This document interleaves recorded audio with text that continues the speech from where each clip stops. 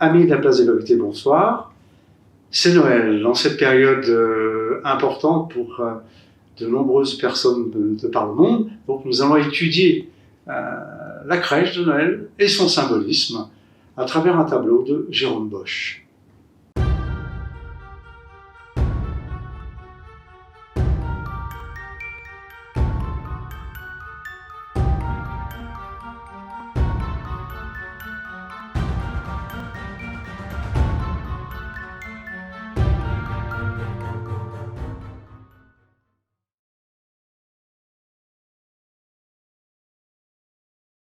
Sandrine, bonsoir. Bonsoir. Comme je l'annonçais, c'est Noël et donc vous allez nous parler ce soir du symbolisme, en tous les cas de la crèche de Noël, et surtout du symbolisme des périodes antérieures au christianisme.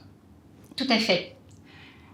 Alors, tout d'abord, on imagine Noël avec un regard sur la chrétienté.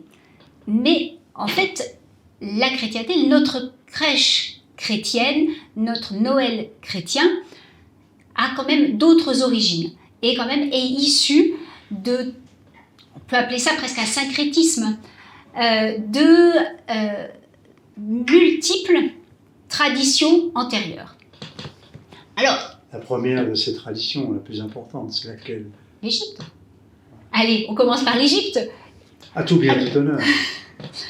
Alors, l'Égypte, c'est à cette période que le Nil, les crues du Nil, commencent à reculer et laissent la terre féconde, la terre prête à germer. Et étonnamment, c'est à cette période aussi que naît Horus. Horus, le fils de la Vierge, d'une Vierge noire, Isis. Et oui.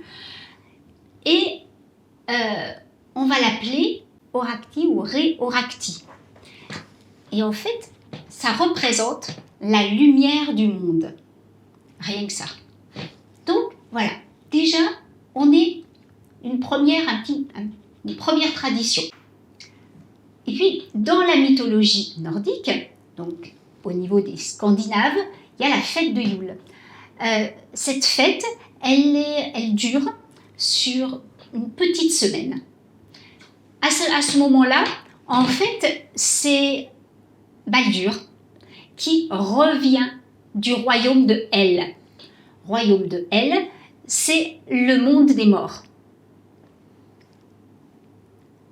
Et le premier jour de cette période de Yule, c'est The Mother Night, donc la nuit des mères. Et en l'occurrence, c'est à ce moment-là qu'on va célébrer Frigga. Et Frigga, c'est la mère de Baldur. Donc voilà encore une autre tradition avec quand même cette période. On garde cette notion de période. Et puis, on va passer chez les Romains avec les Saturnales. Ces fameuses Saturnales. Ces fameuses Saturnales entre le 16 et le 20 décembre. À cette période, donc Saturnales, on parle du dieu Saturne, donc le dieu du temps, le dieu un petit peu de l'austérité. Ça, c'est quand on le voit aujourd'hui. Mais sauf qu'à ce moment-là, on célèbre, on va dire, le retour à l'âge d'or. L'âge d'or, c'est l'âge où tous les êtres étaient égaux. Et c'est à ce moment-là que maîtres et esclaves sont sur le même niveau. Oui, c'est là où les esclaves deviennent maîtres et les maîtres deviennent esclaves. Voilà, on va jusqu'à inverser effectivement les traditions. Et à ce moment-là, il y a des cadeaux, des petites figurines qui sont offertes aux enfants. On dit que les marchés de Noël, c'est quelque chose de très commercial, mais en fait, lors des Saturnales, il y avait déjà ces marchés. Alors évidemment, on ne peut pas appeler ça des marchés de Noël, mais c'était des échanges à ce moment-là. C'était la fête. Et parce que quand on parle, par exemple, de Saturne, on imagine quelque chose de beaucoup plus... Lourd. Chronos, le Voilà. temps, c'est le dieu de l'austérité, de la sévérité, de la loi, Oui. du juge. C'est austère quand même, Saturne. Tout à fait, mais avec une espèce de justice, de justesse. Alors que, comme vous le savez, Saturne a été détrôné par son fils, Jupiter. Et quand Jupiter prend le pouvoir, eh bien, on n'est plus dans un monde, un âge d'or, on est véritablement dans un âge de bronze. Avec toutes les frasques qu'on peut connaître de Jupiter. Mais bon, là, on n'est pas là pour parler de ça. On est loin de Noël, là, pour l'instant. On est loin de Noël. Chez les Carthaginois, on peut continuer, hein. Alors, on est toujours avant la période chrétienne, Ah, complètement. de la naissance de Jésus, du 25 janvier. On est Tout à fait. du 25 décembre. Bien. Oui. Les Carthaginois, ils fêtaient Baal-Hamon, qui a été après appelé Saturne l'Africain. Pourquoi? Mais bon. Et à cette période, donc on est toujours dans cette période du solstice d'hiver. Et à cette période, il y avait des sacrifices, ce qu'ils appelaient les prémices. Donc, à ce moment, c'était les sacrifices des premiers-nés. Mais ça peut être les premiers d'une culture, les premiers, fruits. Voilà, les premiers fruits, mais les premiers animaux, les premiers nés des animaux, mais jusqu'au premier enfant. Donc, avec cette tradition, là on est jusqu'au 2e siècle avant Jésus-Christ. Oui. Voilà, c'est du 8e, les Carthaginois, c'est 8e et jusqu'au 2e siècle avant Jésus-Christ. Avec cette tradition, voilà, de sacrifice humain. Et alors, ça m'a toujours interrogée, cette notion de sacrifice à ce moment-là, c'est parce que dans la tradition chrétienne, lors de la naissance du Christ, on parle du massacre des innocents. Et alors, est-ce que c'est pas, on va dire, quelque chose qui a été récupéré parce que finalement, cette notion de massacre des enfants, enfin, massacre ou sacrifice des enfants, existait réellement à cette période? Est-ce qu'il n'y a pas une espèce d'une sorte de superposition, en fait, d'une tradition qui, normalement, n'existe plus lors de la naissance de Jésus, mais qui peut-être aurait pu rester un petit peu, on va dire, dans les mémoires. On est finalement juste 2 siècles avant. C'est pas énorme. On peut avoir quand même cette mémoire. Mais ça, c'est une interrogation comme ça. Et puis, allez, on va aller chez Mithra, toujours chez les Romains. Là, on est plutôt 2 siècles avant aussi Jésus-Christ. Étonnamment, Mithra naît le 25 décembre. Ah! Et il naît d'une roche adulte, d'une roche, d'une pierre. Vous pouvez rappeler qui est Mithra, peut-être, pour nos spectateurs?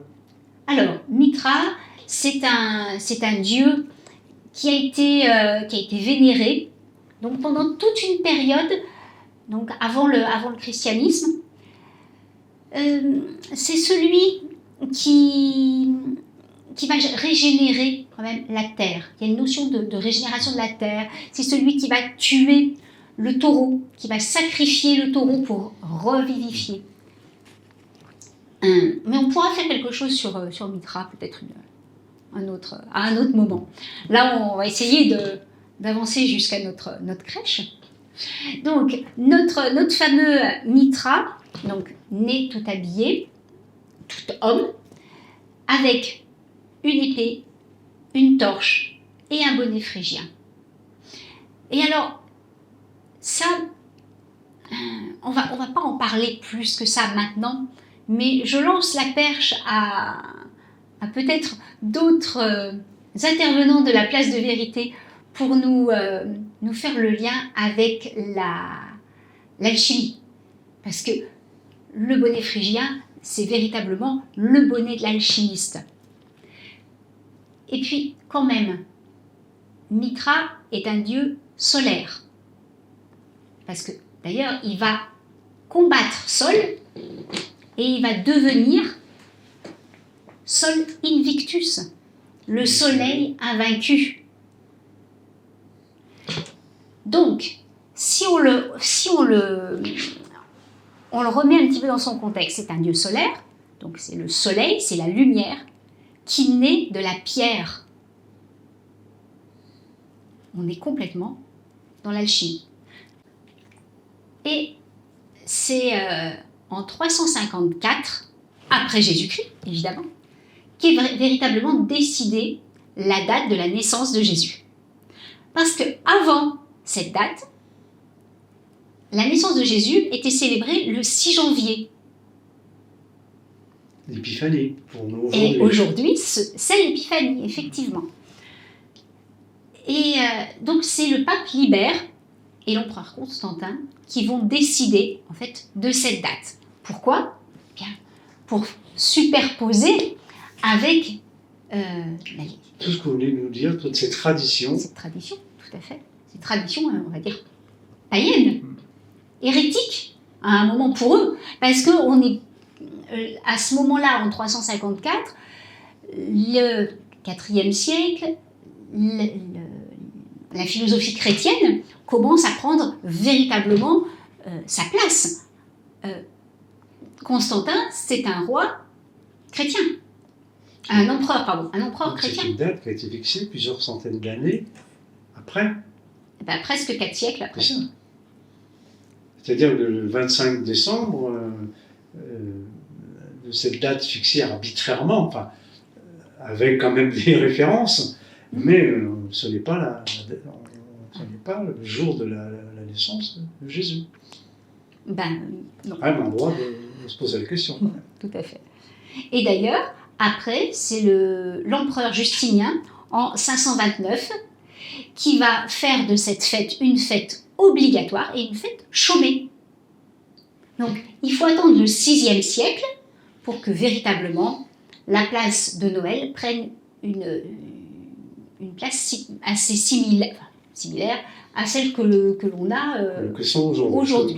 Voilà, sans faire d'anachronisme, mais voilà, aujourd'hui, c'est aussi pour ça qu'on arrive à un 25 décembre chômé, parce que ça a été décidé. Si on regarde au niveau de l'étymologie de Noël, donc c'est Natalis, dies. Donc c'est le jour de la naissance. Mm-hmm. Mais c'est aussi le jour de la lumière. On revient bien, vous parliez de la lumière, on est sans arrêt, enfin, depuis le début, on parle de lumière. Ah, complètement. On est complètement à la lumière. Et alors ça, c'est l'étymologie la plus acceptée. Et il y a une autre étymologie qui est celle de Noio-El. C'est une étymologie celte. Et donc, c'est le nouveau, ça veut dire le nouveau soleil. Tiens, étonnamment. Donc, on a deux étymologies qui se superposent. Quelle est la bonne ? En tous les cas, l'une ou l'autre, peu importe, on nous parle de lumière, on nous parle de soleil, on nous parle de cette période où le solstice, du solstice d'hiver, c'est-à-dire le moment où la lumière est la plus... la moins visible, et au contraire, le moment où le soleil va croître. Et finalement, qu'est-ce qu'est Jésus si ce n'est le soleil ? Jean, rapporte ce que dit Jésus, « Je suis la lumière du monde ». On revient là-dessus. Hein.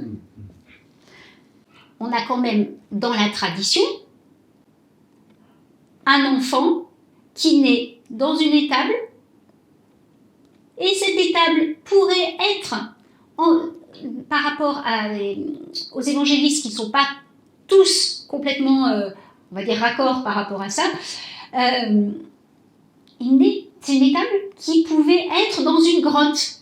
Ah, tiens, étonnamment, la grotte, on retrouve le culte de Mithra et on retrouve l'intérieur de la terre. Et qu'est-ce que c'est? C'est le soleil qui vient de l'intérieur des ténèbres. Parce que la grotte, ni plus ni moins, c'est les ténèbres.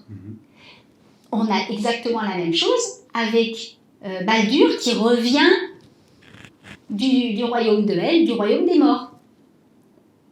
On est sur les mêmes histoires, les mêmes symbolismes en tous les cas.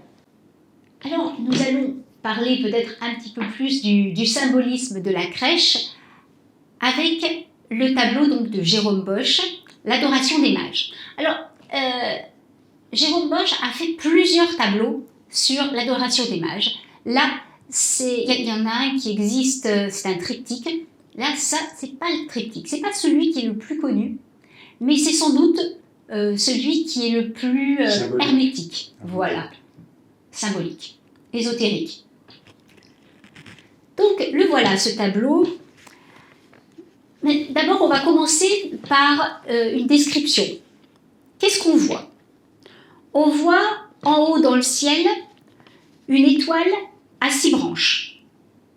On voit une étable couverte de chaume avec une mangeoire. On voit un âne, un bœuf.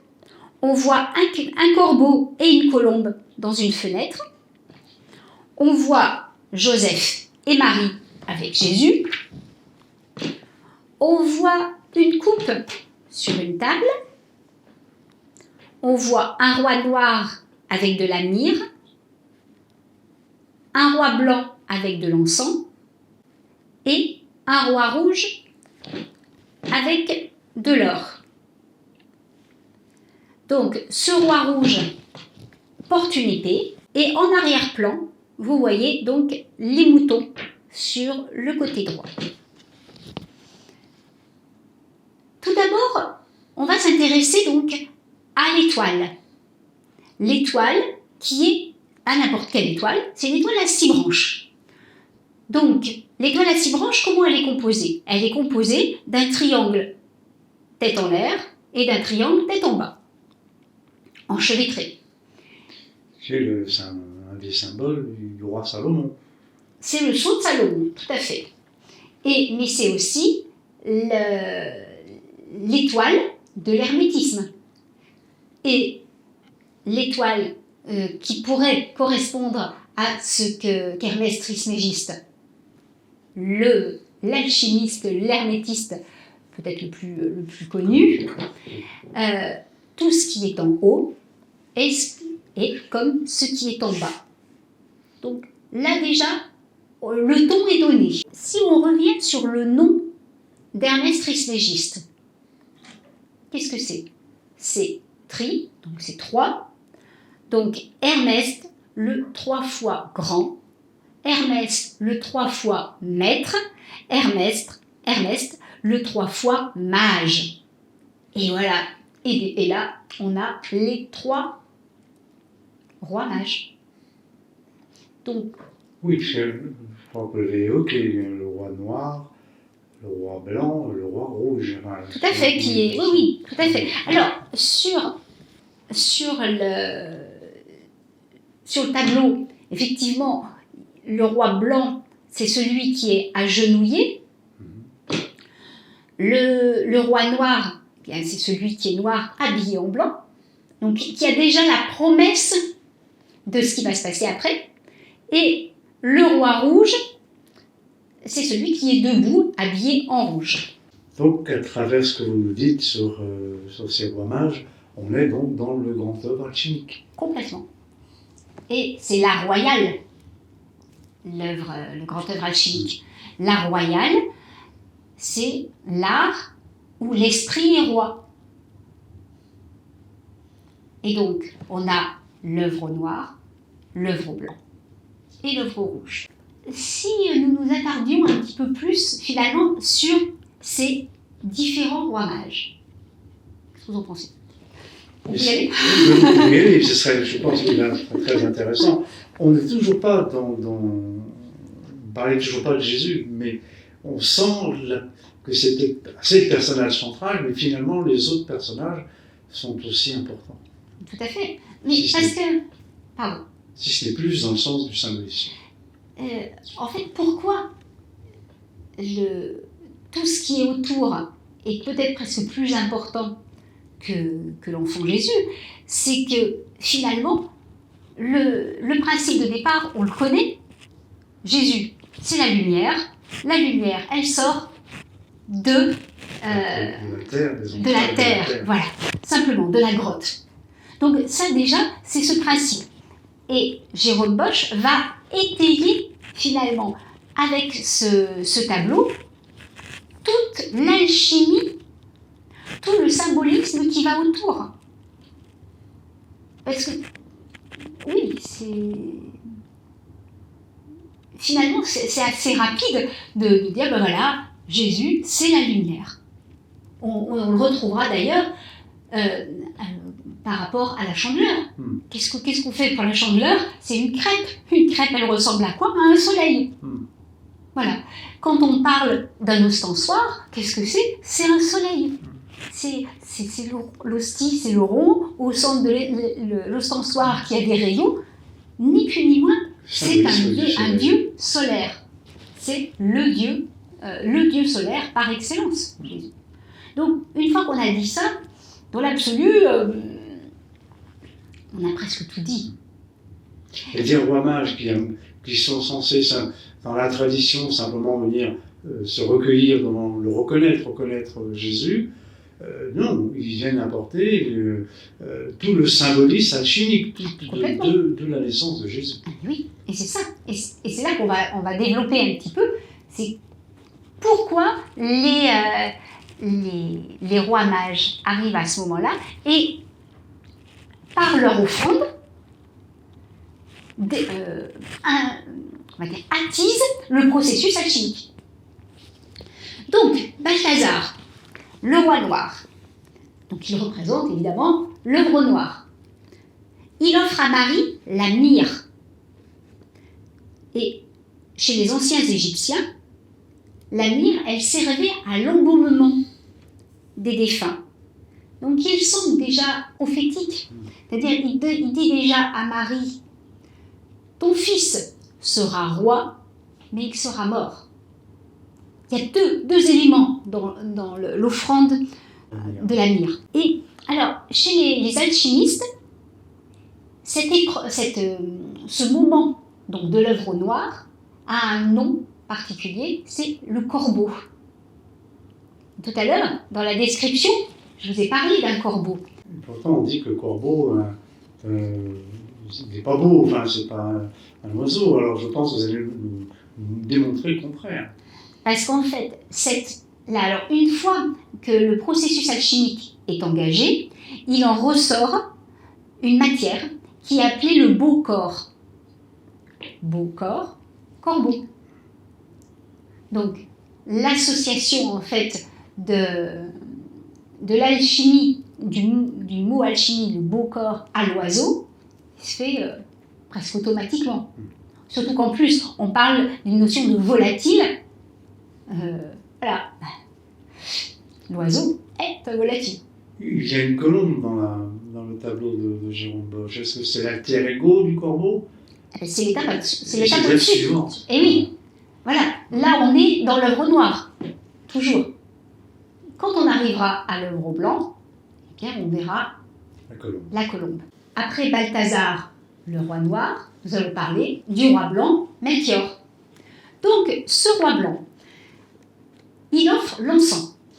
Il offre l'encens au nouveau-né. Qu'est-ce que la symbolique de l'encens? C'est d'abord un ingrédient particulièrement important pour toute opération de magie cérémonielle, mais aussi d'alchimie. Peut-être que maintenant on le voit moins, mais dans les églises, on balançait l'encens à profusion. À profusion. Alors on voit par exemple à Saint-Jacques-de-Compostelle le grand encensoir qui qui est agité comme ça pour diffuser dans la cathédrale. Et l'encens, donc, va donner une notion sacerdotale. Donc, Melchior apporte à Jésus son pouvoir sacerdotal en lui donnant de l'encens. Et la colombe donc, vient à ce moment-là au niveau de l'œuvre au blanc. Gaspard, c'est le roi rouge. Lui, il offre l'or. Voilà. L'alchimie. Oui, et puis l'alchimie est terminée. C'est-à-dire qu'on est passé, de la myrrhe, voilà, de la myrrhe. Alors, on est passé du plomb. De la matière noire, du sombre. Voilà, c'est ça. Alors, ce que recherchent tous les alchimistes, c'est-à-dire transformer le plomb en or. Tout à fait. Donc, c'est ça, on arrive, et donc, c'est Gaspard, le dernier des rois mages, le rouge, donc l'œuvre rouge, arrive. Alors, et lui, il l'offre directement. Donc, ce que l'on voit à l'extérieur par les présents est déjà à l'intérieur par le Christ, qui deviendra Christ, par Jésus, par l'enfant Jésus. C'est ce qui donne bien cette notion alchimique en symbolique, en métaphore, que ces alchimistes qui veulent absolument transformer le plomb en or matériellement se trompent.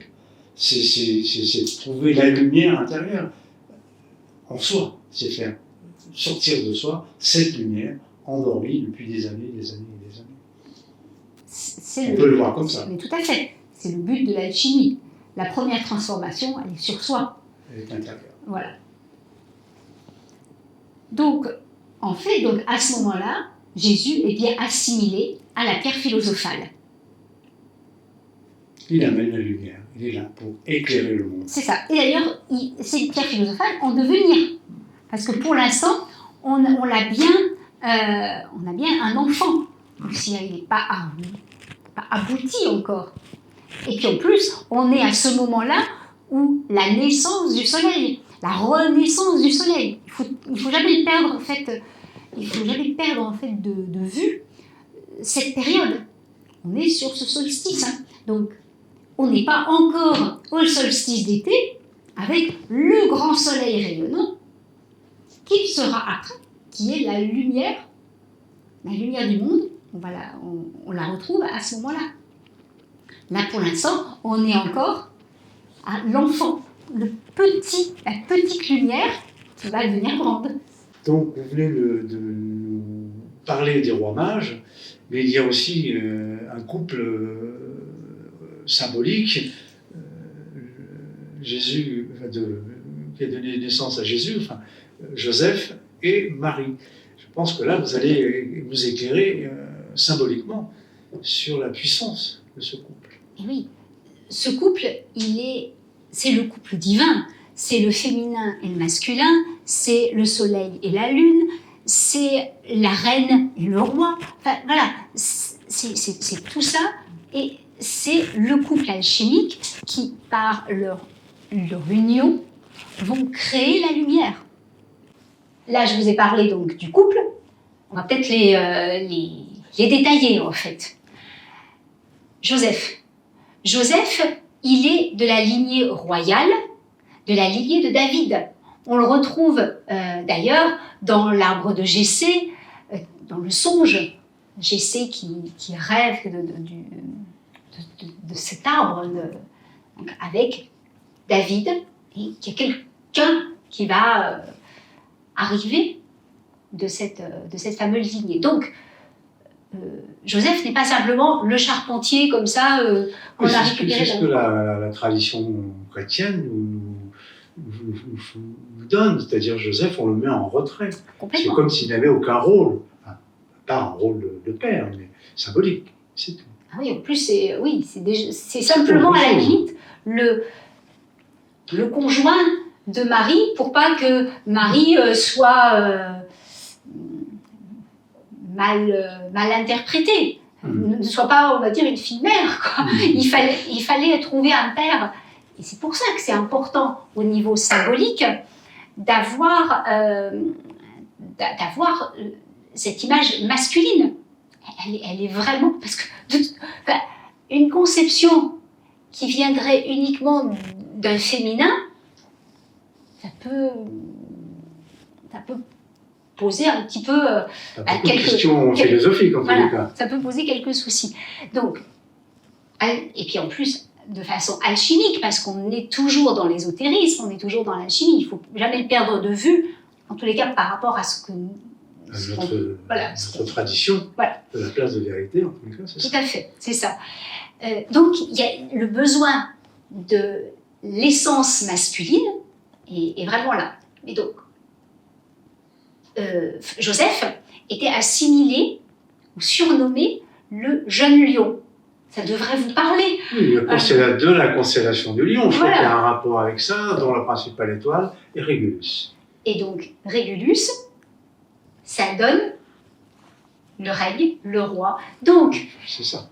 Donc, Joseph est en fait celui qui va engendrer la lumière, qui va engendrer le roi. Donc, Jésus. Et si on parle de Marie,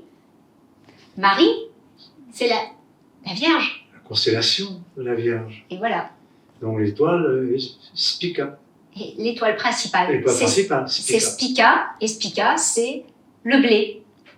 Donc, la fécondation, la germination. Donc après, on pourrait tout à fait interpréter, mais ça, après, ça dépend complètement de notre croyance.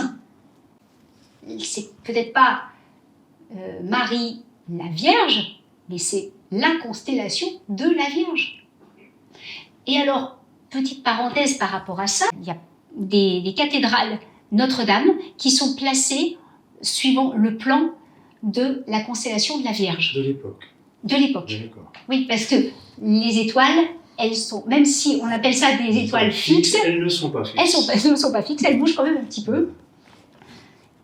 Mais c'est intéressant quand même de toujours voir ce lien avec le ciel, avec les étoiles et la terre. Ce qui rappelle bien la citation d'Hermès Trismégis, ce qui est en haut est comme ce qui est en bas.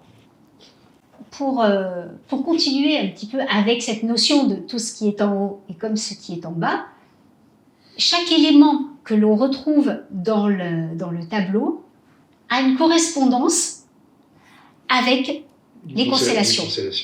Donc, la constellation du Corbeau, la constellation de la Colombe, donc la constellation de la Couronne, et dans la constellation de la Couronne, il y a l'étoile principale Alpha, qui en fait est la perle. Donc la seule, comme là on est dans l'œuvre au blanc, la seule couronne qui doit avoir une perle, c'est celle du roi blanc. Il y a la constellation de la coupe. Alors la coupe, on va parler de la coupe du Saint Graal.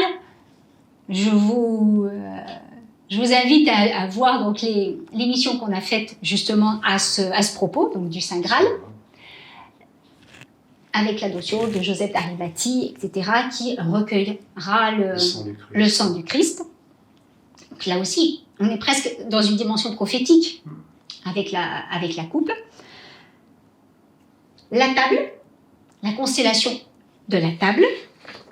Dans la constellation du Cancer, il y a 2 étoiles qui sont intéressantes. Donc c'est Azellus borealis et Azellus australis, qui signifie donc l'âne du sud et l'âne du nord.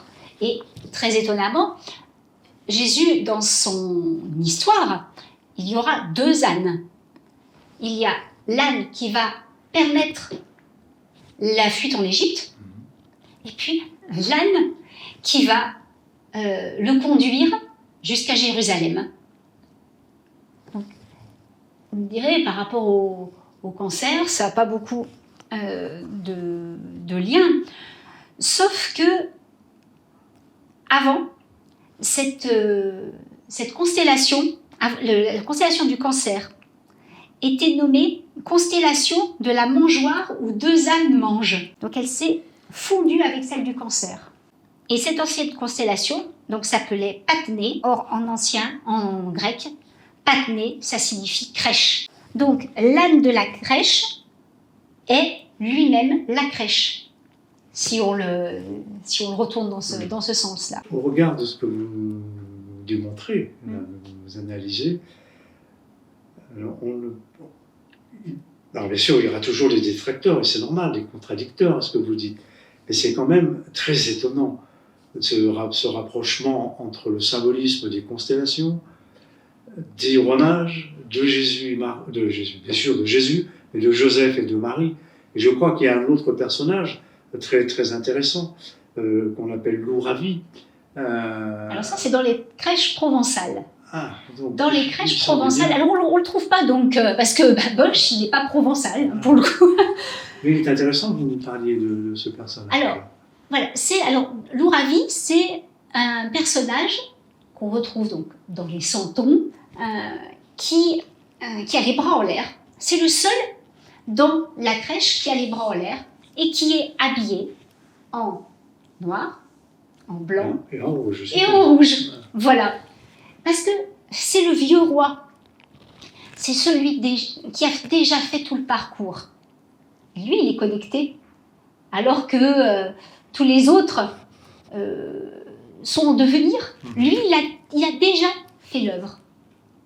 Donc le Mouravi, lui, il est important de le retrouver dans la crèche. Et d'ailleurs, dans les crèches provençales, on le retrouve systématiquement. Alors, voilà, on a fait un petit tour quand même de cette crèche. Cette crèche qui devrait être installée le premier dimanche de l'Avent. Évidemment, Jésus arrive que le 25. Ah oui, je ne vous ai pas dit d'ailleurs, parce que pourquoi le 25 chez les Romains? C'est que pour eux, le solstice d'hiver n'était pas le 21 mais le 25. En fait, il y a une petite erreur de calendrier. À ce moment-là, le 25 était considéré comme le solstice. C'est important de le savoir, ça repositionne le pourquoi du 25. Tout à fait. Donc, on a dit Jésus, donc, le 25 dans la crèche, donc dans la mangeoire, on vient du plus bas possible. Ensuite, les rois mages, le jour d'Épiphanie, le 6 janvier. Ils n'arrivent pas avant, parce que, d'ailleurs, dans le tableau de Jérôme Bosch, il n'oublie pas les bergers en arrière-plan, parce que c'est quand même eux qui rendent hommage à Jésus avant tout. Parce que c'est eux qui sont sur place. D'ailleurs, ces rois mages, pour la petite anecdote, même la grande, suivaient l'étoile du berger. Tout à fait. Ou l'étoile. Mais on s'est aperçu astrologiquement qu'à cette période-là, il y avait, comme on dit aujourd'hui, un alignement des planètes. Donc il y avait 3 planètes alignées qui brillaient, dont Saturne, Jupiter et une troisième qui devait être Mars. Donc ces 3 planètes alignées, c'était le guide qui guidait les rois mages vers cette destination de Bethléem. D'accord. Et oui, parce que astronomiquement, c'était, les astrophysiciens le savent bien, c'est un alignement de 3 planètes. Donc, finalement, c'était encore une notion de 3. Tiens. Comme par hasard. Comme par hasard. Donc, et on démonte la crèche lors de la présentation au temple. Tout à l'heure, on évoquait la chandeleur, mais c'est ça. La présentation au temple, c'est lors de la chandeleur, donc le 2 février. On démonte la crèche. Voilà un petit peu le timing de la crèche de Jérôme Bosch, ou par extension de la crèche hermétique, symbolique. Nous en terminons, en tous les cas pour aujourd'hui, sur le décryptage ésotérique, hermétique de la crèche de Noël. Est-ce que vous voyez d'autres éléments ou une synthèse à nous amener? La synthèse, c'est que peu importe qu'on soit chrétien, qu'on soit athée,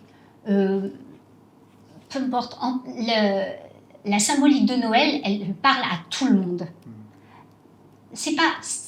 Là, pour le coup, je vous ai montré en fait que c'était véritablement lié à ce solstice, donc à cette renaissance de la lumière, à ce feu intérieur qu'on retrouve avec la bûche, d'ailleurs, la bûche de Noël. Cette fameuse tradition. Voilà. C'était la bûche, enfin c'était le sapin. Chez les Celtes, non? Voilà, chez les Celtes, c'était le sapin de l'année précédente qu'on brûlait dans l'âtre, qu'on amenait pour brûler, pour revivifier le feu intérieur. Le feu intérieur, le feu de l'âtre. Mais le feu intérieur, il peut être aussi à l'intérieur de nous. Voilà. C'est une belle conclusion, en tous les cas, ce feu intérieur. Avant que vous laissiez la conclusion, je voudrais juste avoir une pensée pour Michel, parce que la crèche hermétique... Michel qui nous a quittés récemment. Ouais. La crèche hermétique, c'est lui qui avait travaillé dessus, sur le tableau de Jérôme Bosch. Donc, voilà. Il est présent. Il nous a inspiré, il vous a inspiré, en tous les cas. Sandrine, merci pour cette évocation de la crèche hermétique. Amis de la Place de Vérité, en ce moment de Noël, n'hésitez pas à partager, partager bien sûr la bûche de Noël, mais n'hésitez pas à partager la vidéo, à liker, à vous abonner, à transmettre nos coordonnées à l'ensemble de vos amis. Et ayez une pensée pour les personnes seules, surtout également. Et puis, on vous dit à très très bientôt, à l'année prochaine, en tous les cas, pour de prochaines aventures de la Place de Vérité.